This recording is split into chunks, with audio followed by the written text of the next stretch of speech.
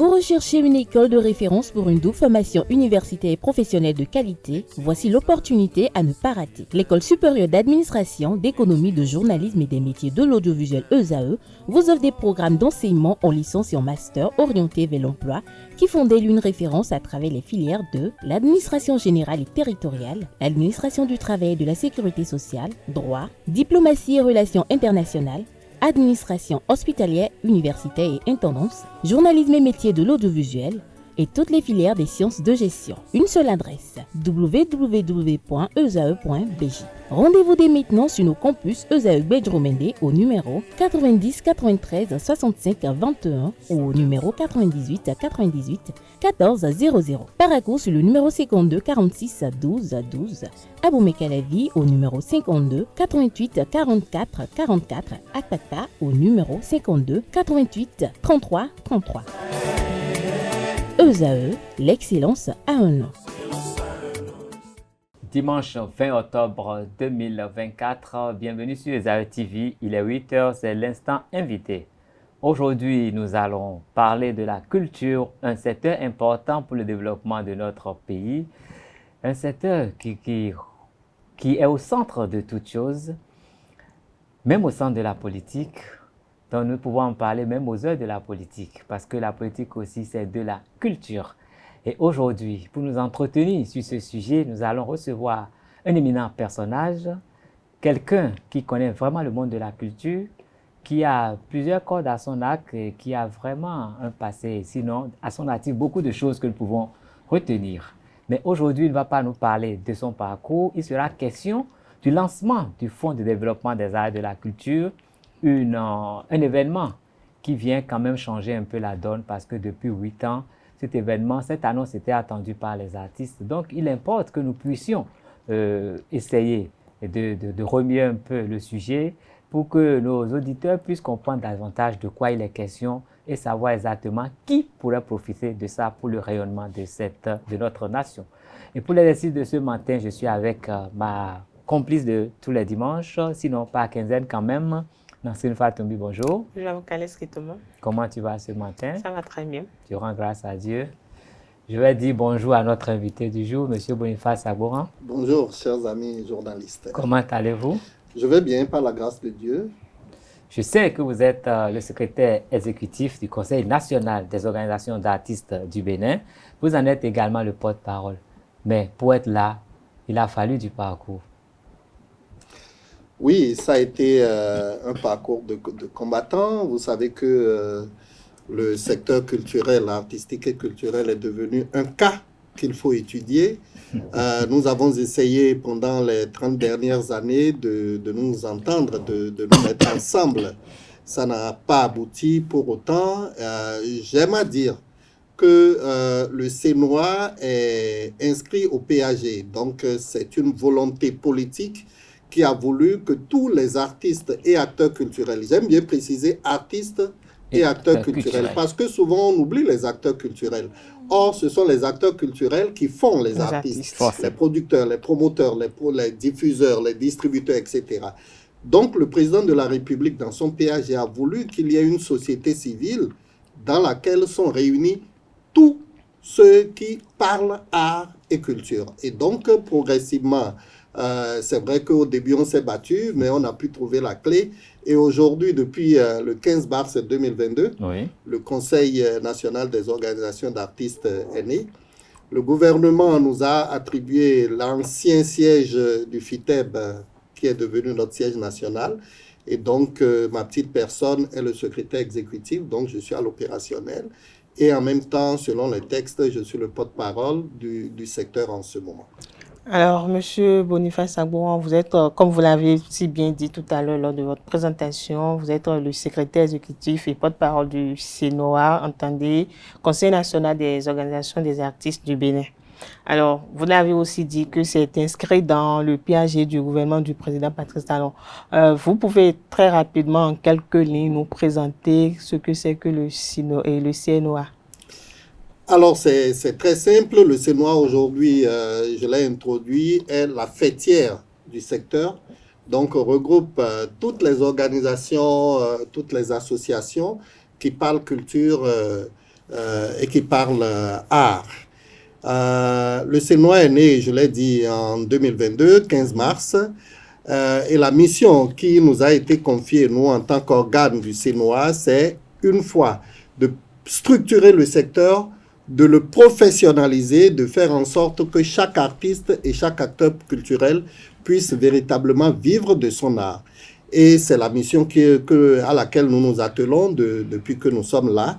Faire en sorte que, de façon structurelle, nous sachions où nous allons, qui fait quoi dans le secteur, mais surtout que l'artiste ayant créé puisse positionner avec tout son staff, puisse positionner l'offre qui est sortie et puisse vraiment développer une industrie culturelle et créative qui soit bénéfique pour l'ensemble du pays.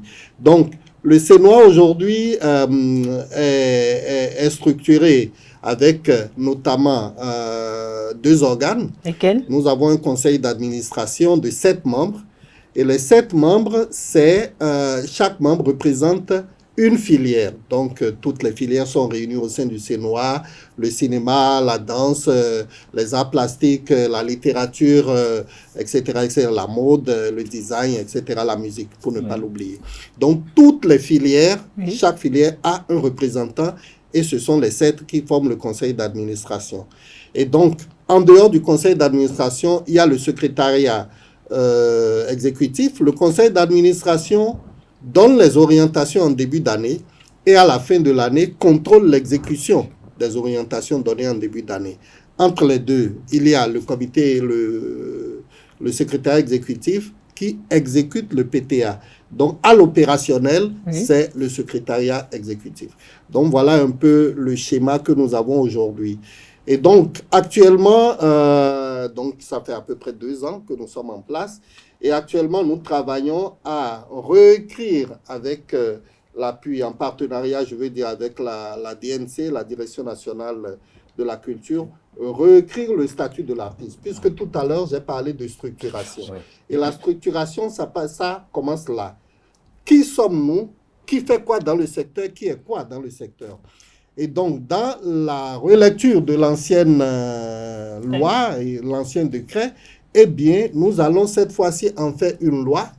Et dans cette loi, nous allons créer la maison de l'artiste. Nous avons fait une tournée tout dernièrement et tout le monde m'a demandé, vous parlez de maison de l'artiste, ça se situe où? En fait, ce n'est pas un bâtiment. C'est une structure qui représente les artistes de façon individuelle, in titre personnel. Alors que tout le monde me demande, mais dans ce cas, que devient le CNOA? Ben, le CNOA demeure la fêtière qui regroupe les organisations et donc qui constitue la société civile qui défend les intérêts du secteur, alors que la maison de l'artiste défend les intérêts des artistes, chacun pris en sa valeur. Voilà un peu ce que je peux dire. Et le travail continue. Nous avons beaucoup de projets que nous sommes en train de développer. Je veux dire que c'est très important pour nous, dans le secteur culturel, de nous mettre ensemble.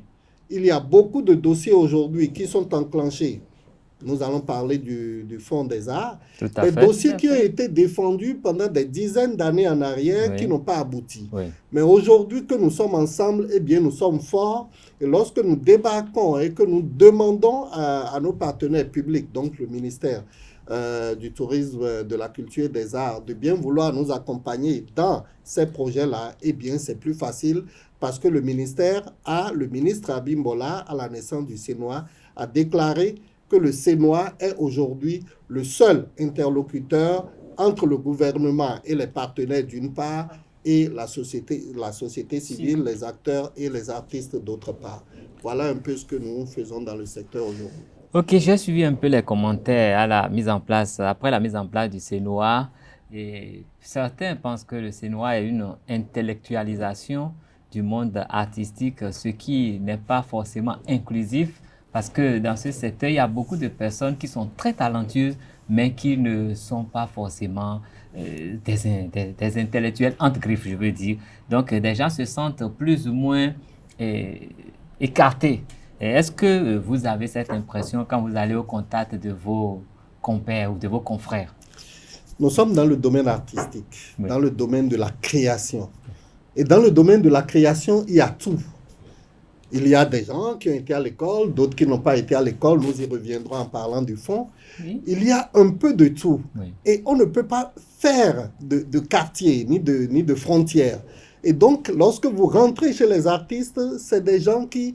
Vous avez des artistes qui n'ont jamais mis pied à l'école, mais Oui, qui tout sont à dans fait. vos chambres à coucher tous les jours. Tout à fait. Et c'est eux qui vous donnent, voilà, L'énergie même. l'énergie pour faire ce que vous faites dans les chambres à coucher. Oui. Vous comprenez? Oui. Vous en avez qui ont été à l'école, qui ont des doctorats, etc., qui sont également dans le secteur, qui font la même chose.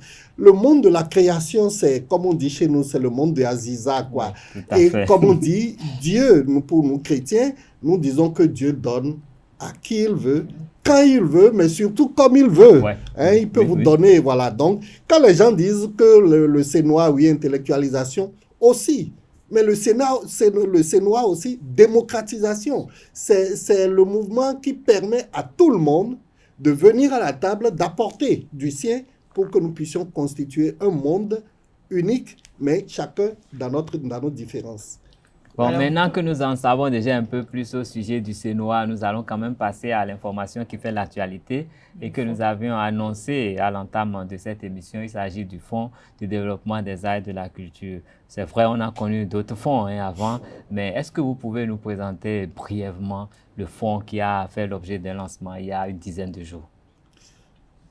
Oui, je vais dire ce que j'en sais parce que le fonds a été lancé par la DAC, La DAC, tout à fait. d'accord, Mais- l'Agence de développement des arts et de la Était culture. l'interface entre l'institutionnel et les acteurs. Nous Exactement. pensons que Donc, vous devez à avoir ce toutes les titre-là, informations. À ce titre-là, je me permets de prendre la parole pour dire, je l'ai commencé tout à l'heure, nous avions connu le fonds d'aide à la culture, Oui. ensuite nous avons connu le fonds des arts et à la Bien culture, sûr.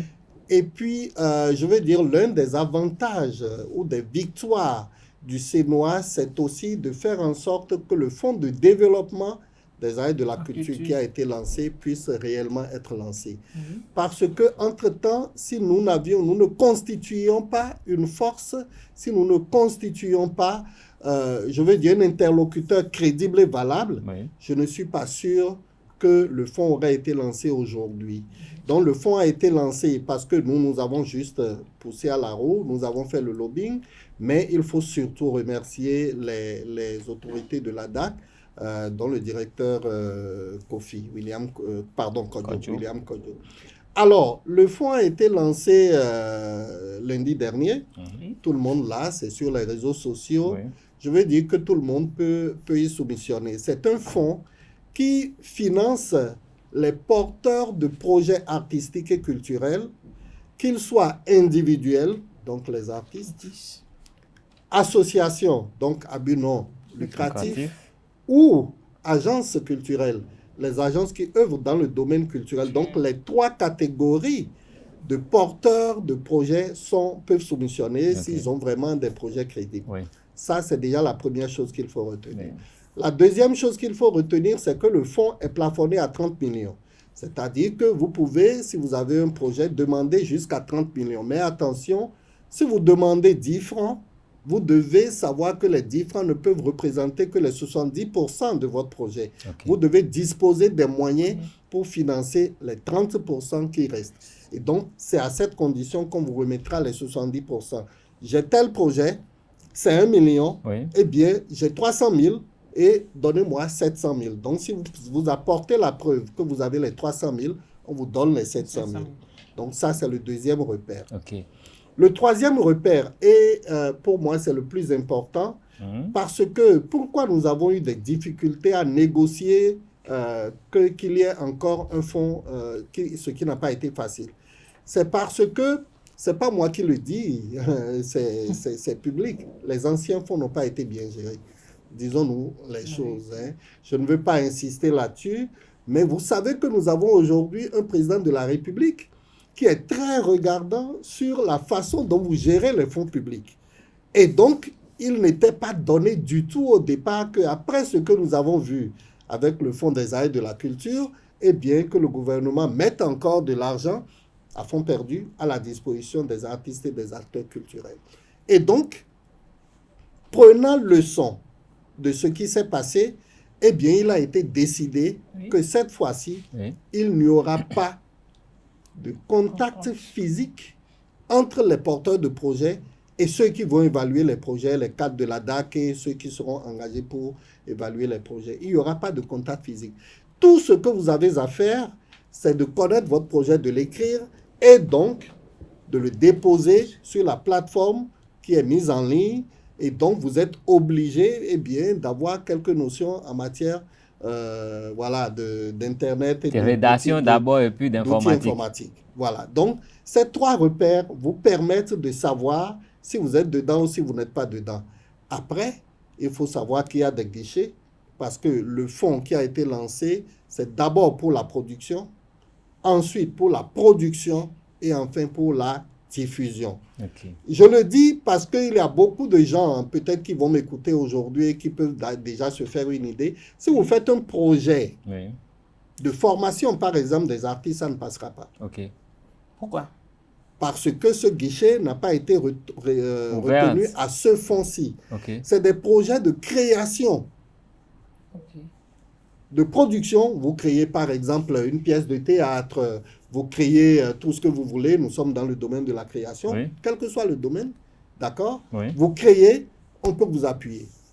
Vous produisez un studio par exemple qui veut produire un album avec 10 artistes par exemple, je dis n'importe quoi, je ne dis pas que c'est ça le projet qu'il faut prendre. Non mais c'est pas mauvais comme idée non plus. Et puis la diffusion. Quand vous avez produit, il faut diffuser. Comment faire pour mettre l'offre, la création à la disposition du public?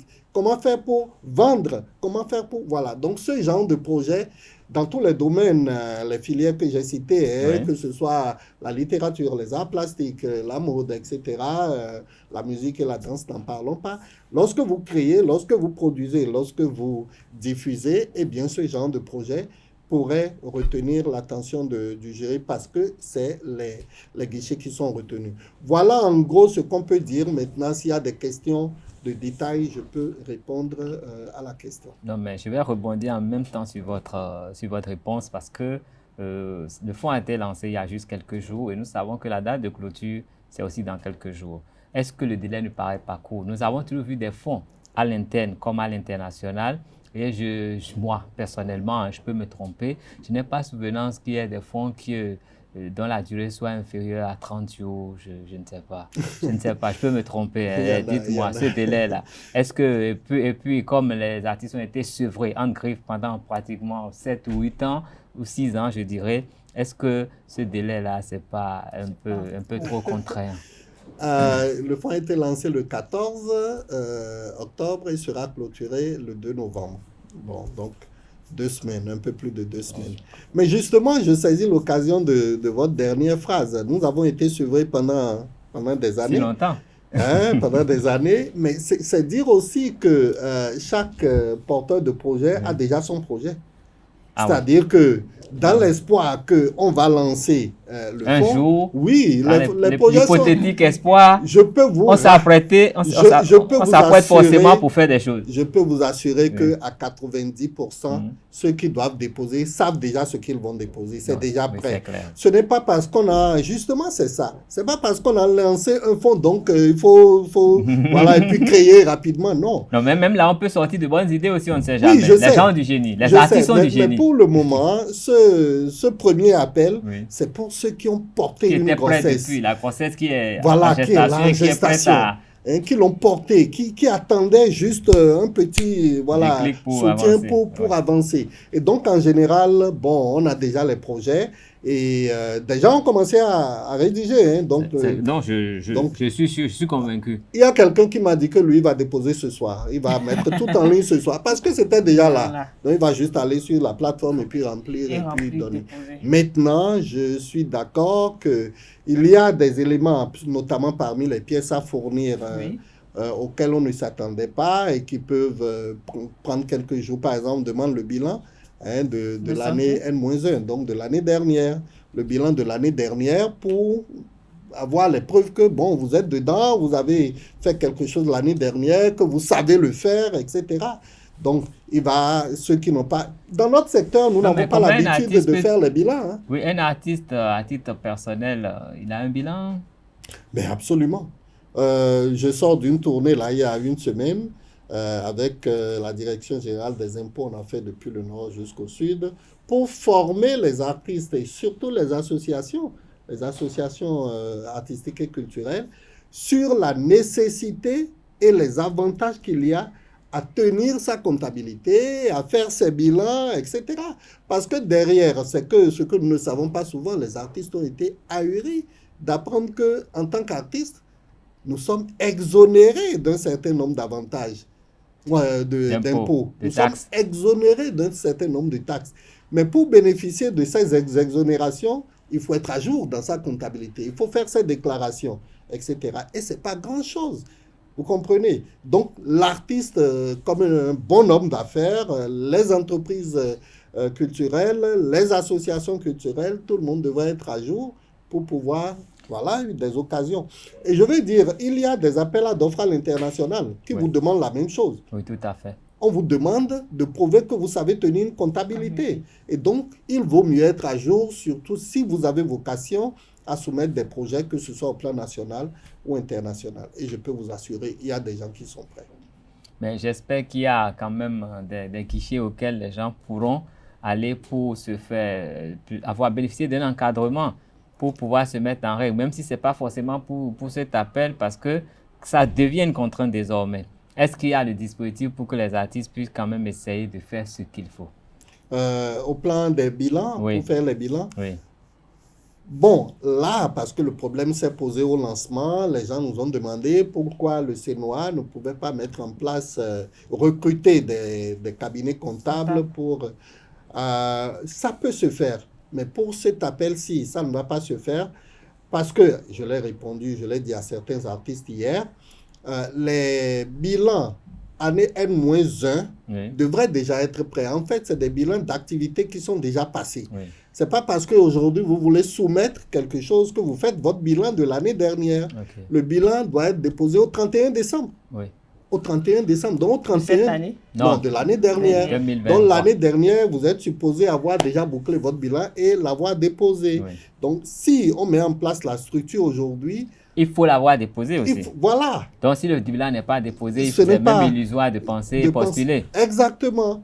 Donc, pour les prochaines fois, nous pouvons à partir de maintenant sensibiliser les gens. Par exemple, nous sommes en fin d'année, dire attention, faites vos bilans et peut-être là, aider les gens à boucler leur bilan et à les faire certifier pour l'année prochaine. Mais pour cette fois-ci... D'accord. C'est vrai hein, que ces conditions ne sont pas forcément faciles à remplir. Et je me suis fait quand même l'oreille qui veut tout entendre. Et étant donné que nous sommes en 2024 et que dans 2 ans, il y aura élection, certaines langues se demandent si le fonds n'aurait pas une petite coloration politique, ce qui veut dire ne serait pas un appât jeté aux artistes à la veille des prochaines jours électorales. Je veux dire d'abord que l'artiste n'est pas politique, normalement. J'ajoute normalement parce qu'on a connu par le passé des artistes politiques. Deuxième chose, je sais pourquoi vous posez la question, parce que je vous ai dit par le passé, effectivement, on a voulu mettre le fonds au service du politique. Mais je peux vous assurer, je parle la main sur le cœur, tel que le Fonds de développement des arts et de la culture lancé là, tel que ça s'est préparé, les conditions dans lesquelles on l'a préparé, je peux vous assurer que c'est vraiment pour booster le secteur. Aucune connotation politique. Mais je veux dire, même quand bien même il y aurait une connotation politique, on ne peut pas vouloir une chose et son contraire.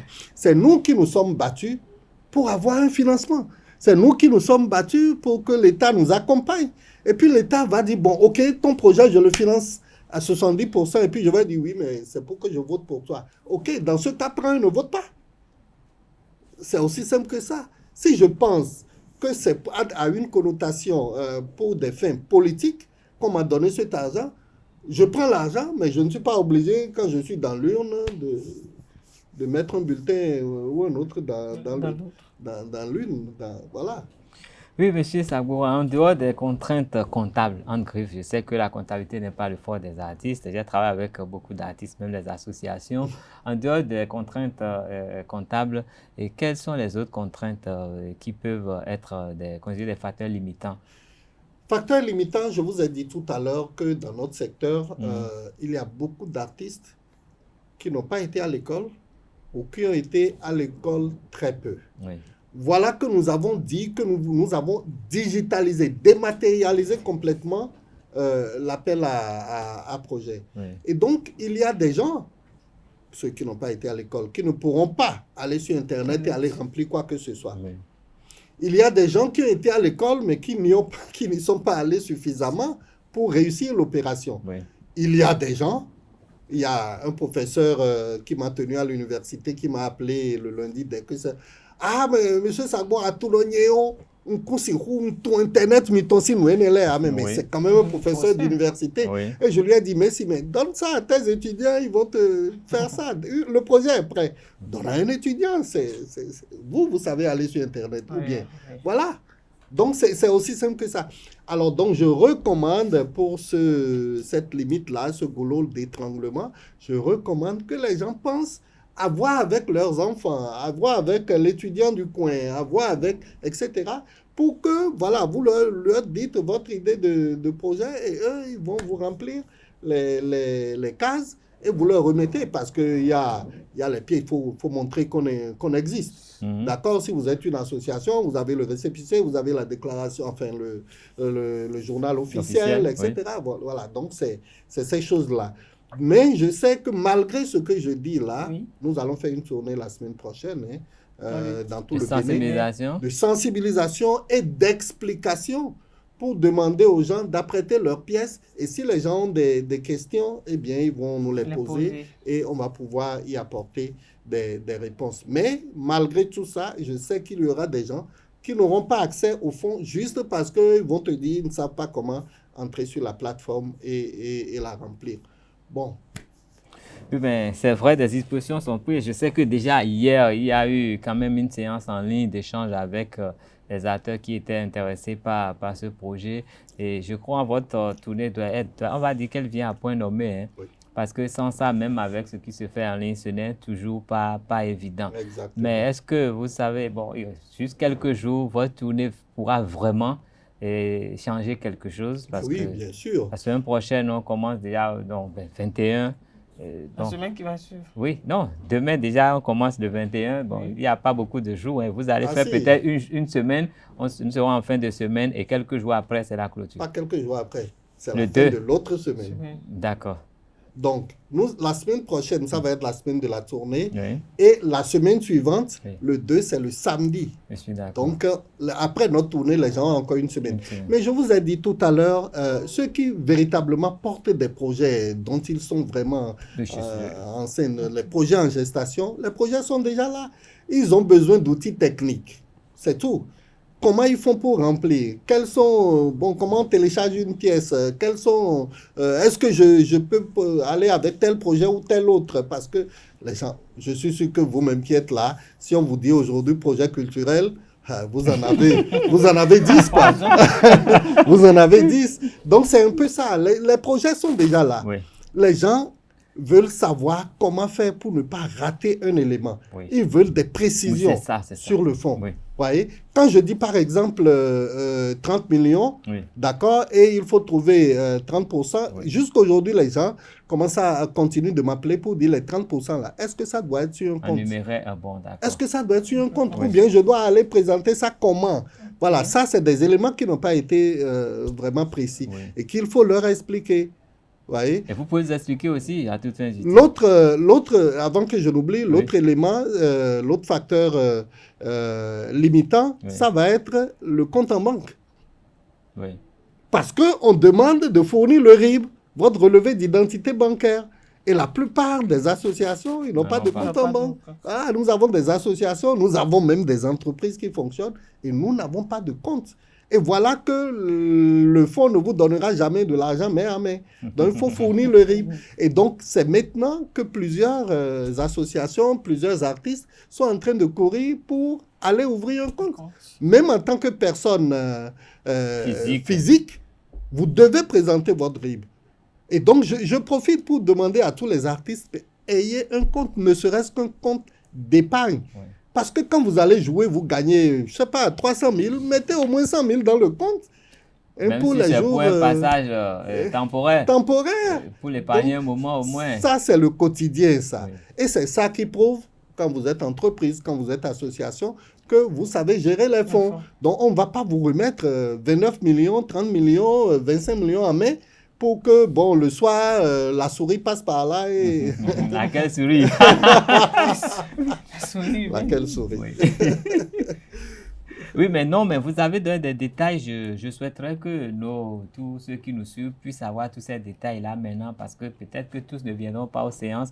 Mais moi, je voudrais que rien qu'en suivant cette émission, ils soient déjà en mesure de postuler valablement pour cet appel-là à projet. Quel détail vous voulez avoir? Alors, concernant l'appel, est-ce que vous avez mis une plateforme en place pour pouvoir postuler ou comment se fera l'appel? La plateforme est en place, la plateforme est diffusée partout sur les réseaux sociaux. Bon, j'ai cliqué dessus ce matin pour voir, comme je savais que j'allais en parler avec vous. J'ai essayé de cliquer là-dessus pour voir si c'était fonctionnel, parce qu'il y a des plateformes dans ce pays. Hein, absolument. Et moi-même, j'ai voulu postuler pour quelque chose. Je n'ai jamais pu. Bon. Même rien que pour l'enregistrement au Sénois, je me rappelle tout ce qui s'était passé. Hein. Je suis béninois, je me rappelle tout ce qui s'est passé. J'espère que la plateforme est performante. Non seulement performante, mais très fluide. Et ça fait partie des facteurs, je ne vois aucun secret, qui ont fait retarder un peu le lancement. Parce qu'on a fait des essais, on a donné la ligne à des gens qui ont fait des essais. On a rempli,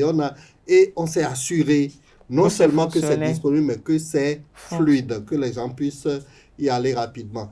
Donc 3 à 4 personnes peuvent aller au même moment. C'est petit ça. Si c'est 3 ou 4 personnes, il faut fermer ça en même temps. Il faut fermer 1000 personnes. 600, 200, 300 ne peuvent pas aller. Parce que le dernier jour, moi je sais qu'il y aura 1000. Moi je connais le secteur. Nous sommes bien conscients que c'est le dernier jour. Même les gens qui sont pas déposés. Les gens dans les couloirs du fond d'être dans ce pays. Les gens avaient déposé près depuis des années. Mais c'est le dernier jour que tout le monde avait fait la queue. Même à la clôture, on ferme sur des gens qui étaient là. Bon, je sais, je connais les Béninois. Bon, c'est les Béninois en général, mais plus encore les artistes, parce que vous connaissez les artistes, hein, tant que le tableau n'est pas encore vendu, le gars il peut revenir le lendemain ajouter une petite touche. Oui, c'est ça. L'autre, 3 jours après, il dit, et ça, et si je modifiais un peu? L'artiste se définit par celui qui n'est jamais satisfait de son œuvre. Donc, tant que ce n'est pas lancé, lui, il peut quand ce n'est pas clôturé, lui, il va ajouter un nouvel élément. Donc, c'est un peu ça. Non, je pense qu'il faut déposer. Mais, comme je l'ai dit, la plateforme est huilée pour que, même au dernier jour, s'il y a 500 000 personnes qui montent là-dessus, ils puissent déposer. Mais qu'à cela ne tienne, si vous voulez vraiment être rassuré, déposez votre projet avant. Puisque les projets sont déjà prêts. Déposez. Il ne faut pas attendre le dernier jour. Voilà. Ok, je crois que nous avons dit l'essentiel sur ce fonds qui a été lancé. Mais je voudrais demander, est-ce que le fonds est compartimenté? Nous avons plusieurs disciplines artistiques. Est-ce que nous savons, c'est compartimenté selon les disciplines? Est-ce qu'on sait que, par exemple, au cinéma, il y a tel cagnotte disponible? Est-ce que vous pouvez nous donner des idées? Ce que je peux dire en bref, ici, je sais que vous n'avez pas les documents sous les yeux, mais donne-nous des indications. Donc je ne vais pas, on est à la télé, je ne vais pas dire n'importe quoi, mais je dis avec assurance et très haut que chaque filière a son taux. C'est pas comme avant. Le minimum par filière, par exemple. La musique prend tout bien. Non, c'est pas ça. Chaque filière, on sait par exemple que sur l'ensemble. Le total du fonds, c'est déjà... Non, je ne peux pas dire ça. Parce que nous espérons des milliards. Plusieurs milliards, c'est plusieurs milliards. Moi, j'ai quand même envie de vous poser une question concernant le fonds. Oui. Les fonds là sont alloués par qui? La DAC, c'est la DAC qui pilote et c'est le gouvernement qui donne. C'est les fonds publics, hein. C'est des cotisations. Ou bien quand tu vas acheter. Donc vous êtes sous la tutelle du ministère du Tourisme et de la Culture, c'est bien cela? Nous sommes une organisation, la loi 1901, donc complètement autonome, mais notre ministère de tutelle, étant donné que nous sommes des artistes et des acteurs culturels, notre ministère de tutelle, c'est la culture. Donc c'est quand vous allez acheter quelque chose au supermarché, vous payez les impôts dessus là. C'est ça qui est le fonds public. Hein. C'est dans ça qu'on a pris pour nous donner. Hein. Donc c'est aussi votre argent. D'accord, vous aurez compris, monsieur. Ok, nous avons dit beaucoup de choses. Bon, maintenant, je crois que nous avons fait le tour de la question. Bon, c'est vrai que les artistes auront sûrement d'autres questions à poser. Peut-être même après la diffusion de l'émission, nous aurons des questions. Et là, nous allons revenir à vous pour qu'on puisse avoir des éléments de réponse. Parce que notre objectif, c'est que les gens puissent postuler rien qu'en suivant cette émission et démocratiser l'information. Mais si vous voulez donner des conseils à quelqu'un qui veut postuler, vous lui direz quoi? Il commence par où, il finit où? Vous lui direz quoi? Alors, si j'ai des conseils à donner aux porteurs de projets, encore une fois, je ne parle pas des aventuriers. Il y a des gens qui ne font rien dans le secteur, qui attendent ce genre d'occasion et qui... pour postuler. Des gens qui sont cooptés par des artistes pour bénéficier doublement du fonds. Ils ont leur projet, il faut porter les projets par des non-artistes. Ils prennent, même des administratifs l'ont fait. On te rappelle, les gens sont retrouvés au commissariat, au tribunal. Ça, c'est avant. Non, c'est pour ça que je le rappelle au passage, quand on parle d'aventuriers, ce n'est pas forcément des aventuriers venus d'ailleurs. C'est des aventuriers créés par nous. Bon, Par contre, pour cette fois-ci, même ceux qui vont connaître des dossiers de projets ne sont pas encore connus. Donc, vous ne les connaîtrez pas. Le jury n'est pas encore connu. Non. Mais nous les connaîtrons un jour. Non. Après, peut-être. Après délibération. Vous les connaîtrez peut-être. Donc, si je vous comprends bien, il s'agira d'un tirage au sort. Non. On va étudier tous les dossiers. Les jurys, les membres du jury sont recrutés. Oui. Les dossiers leur sont affectés par filière. Oui. Celui qui peut étudier un dossier de cinéma. Comme ça se faisait avant seulement, il n'y a plus de confidentialité. Tout est en ligne. Donc, on leur affecte les dossiers, ils étudient et on fait des études croisées. Oui. Et ils nous disent, bon, ça, c'est un projet qui peut impacter le secteur. Oui. Bon, ça, bon, c'est pas... Et puis, ils regardent les pièces et ils nous disent, bon, il n'y a pas toutes les pièces ici, il manque ici et ça. Ils regardent le profil de la personne. Bon, celui-là, il n'a jamais rien organisé au Bénin. Et puis, il se lève un jour, il veut prendre 30 millions. C'est pas possible. Donc, ils font des notations comme ça. Et c'est ça qui permet de retenir le nombre de projets qui pourraient vraiment impacter le secteur. Ce n'est plus du clientélisme où je te connais, hein, bon, tu m'as reçu là, donc bon, nous avons 20 millions de nouilles. C'est pas ça. Bon, ça ne sera plus ça. Voyez? Donc, vous n'aurez aucun contact ni avec les gens de la DAC, ni avec les membres du jury, puisque vous ne les connaissez même pas. Donc, après délibération, peut-être, si vous cherchez à les connaître, vous pouvez peut-être les connaître.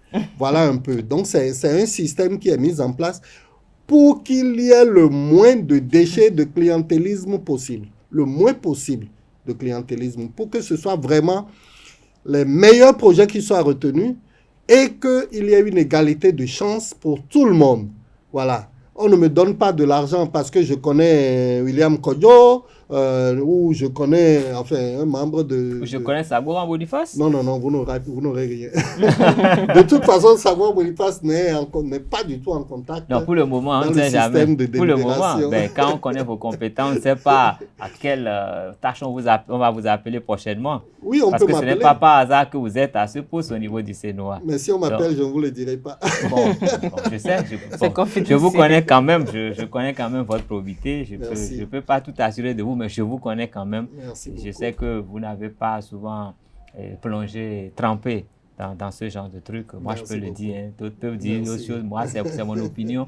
Mais je tiens quand même à ce qu'avant de conclure cette émission, vous puissiez encore donner tous les conseils nécessaires aux artistes qui voudraient bien postuler. Très bien. Donc, je disais qu'il faut bien lire.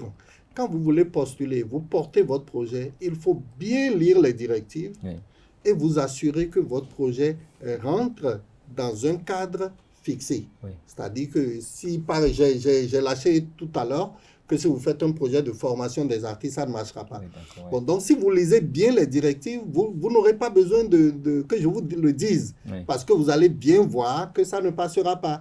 Donc, assurez-vous que le projet que vous portez rentre dans le cadre de ces directives. Hier, un acteur culturel m'a appelé, dit par exemple que son projet, qu'il m'excuse, je ne vais pas appeler son nom, il a un studio qui est en construction depuis 3 ans, et là il est essoufflé et il veut demander un fonds pour compléter puisqu'on parle de diffusion.